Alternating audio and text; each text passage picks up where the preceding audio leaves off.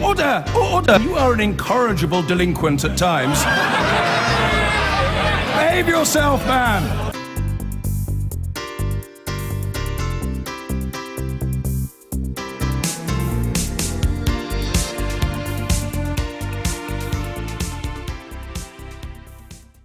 Now, it was a little more than 12 hours since the Metropolitan Police had been showing off its beefed-up provision of specially trained firearms officers ready to respond to any terrorist threat in the capital.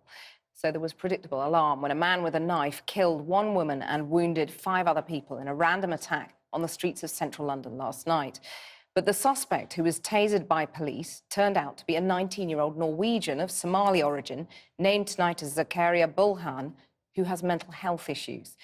Our senior Home Affairs correspondent, Simon Israel, reports on the incident and its aftermath. Last night's attack at first appeared to bear the hallmarks of terrorism.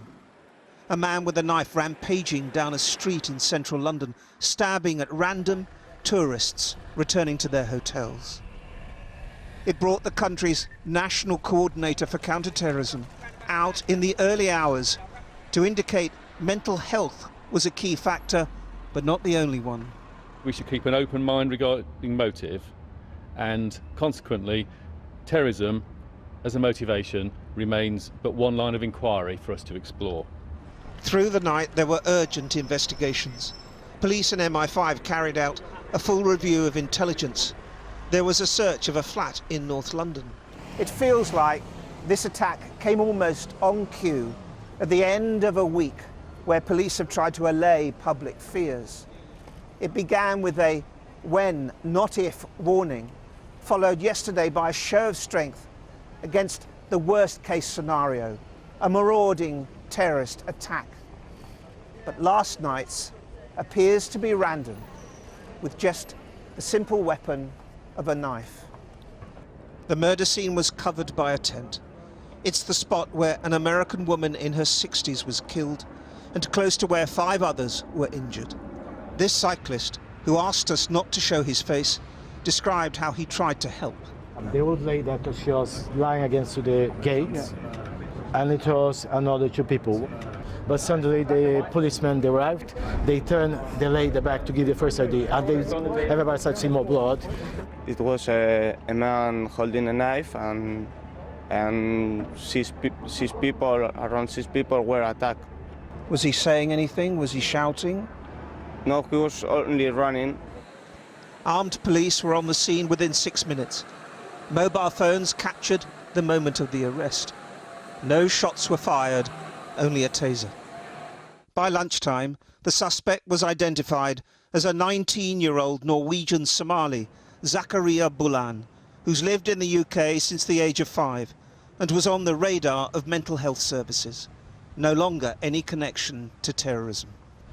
I emphasise that so far we have found no evidence of radicalisation that would suggest that the man in our custody is in any way motivated by terrorism.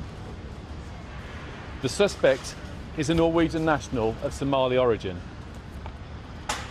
I stress, though, that all the work we have done so far does not suggest that those factors in his background are relevant to the motivation for his actions. The treatment of last night's attack is a sign of the times, the proximity of terrorism with mental health. Having raised a possible alarm, the authorities felt obliged to allay any public fears today by deploying more armed officers on the streets. And the US media have tonight named the victim of that attack as Darlene Horton. She'd been in Britain with her husband, a Florida State University professor, on a summer study trip. Well, a little earlier, I spoke to the London Mayor, Sadiq Khan. I asked him whether parading heavily armed officers before the press, as the Metropolitan Police did yesterday, just plays into a culture of fear. Look, I'm really pleased and proud that 92% of Met Police officers are unarmed. We police by consent. At the same time, we've got to learn the lessons from Nice, from Paris, from Brussels, from Istanbul, from Munich, and ensure that the police have a proportionate response to an attack on London. And you know, it's really important we recognise that it's a small number of officers who are armed, but they can respond quickly. So last night, for example, the officers had guns in their vehicles, but used a taser gun to subdue and disarm this man, which means he was able to be interviewed, his premises searched and all the due diligence done today, which means we can say, thank God, that this person wasn't motivated by Daesh or things similar to that and wasn't radicalised or an extremist. But one former head of counter-terrorism said yesterday that it looked like a marketing ploy, promising something that just cannot be delivered, the promise of preventing terrorist attacks. But I'm not sure that's right, because the Met Police Commissioner, with my support, this weekend said it's a question of when, not if. So nobody's promising that sometimes, the bad guys won't be able to do bad things. That's why it's so important we're both calm and vigilant. Calm. But what about the because allegation that yesterday did look like a marketing ploy?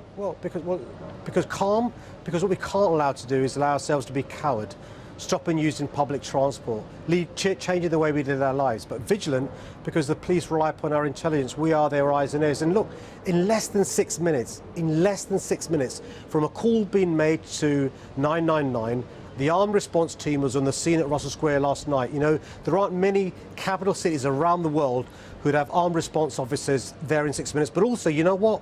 The armed response team didn't shoot to kill. It seems that the mental health of the attacker was critical in this instance. What one thing are you going to do that will improve mental health services? Well, firstly, we can't talk too much about this individual case, but there needs to be more joined-upness. One of my priorities as the Mayor, even though I'm not in charge of mental health, is to make sure we do a far better job in mental health. I'm in charge of public health and equality. I'm afraid too many rough sleepers are in London. A large number of them have mental health issues. A large number of those people in our prisons and YOIs, young offenders institutions, have mental health issues. The vast majority of people with mental health issues go about leading productive and healthy lives, have families, and do a really important contribution to our city. Mr. Khan, I must ask you, in the last few moments we've heard Mr. Cameron's honours list has been published, a Companion of Honour for George Osborne, a knighthood for his head of communications. What do you make of it? Well, as you'll appreciate, it's news to me. I've been busy doing things that are a bit more important than that, but, I'll wait and see what the list says. And we also understand that Shami Chakrabarti has received an honour. Mr. Corbyn had said we understood that she wasn't going to. Look, I can't comment on things I don't know about. OK, one thing you do know about, of course, is the Labour leadership. There are hustings today. Who will your vote go to? What's really important is that we choose a leader who gives us the best chance to win the next general election. And who is that, Mr. Khan? I've said throughout, I'm not going to give a running commentary on the leadership contest. I want a constructive, positive, clean contest. At the end of it, we've got to choose a leader that gives us the best chance to win the next general election. And you don't think your view would be valuable to other Labour members who are listening in, people who are voting in this election? Well, I think we need to get back into the habit of winning general elections. We've lost the last two. We need to win the next one. I'm going to make sure, as the Mayor of London, I show not just London, but the rest of the country the positive difference a Labour administration can make. The Mayor of London, Sadiq Khan, talking to Jackie earlier. I've been getting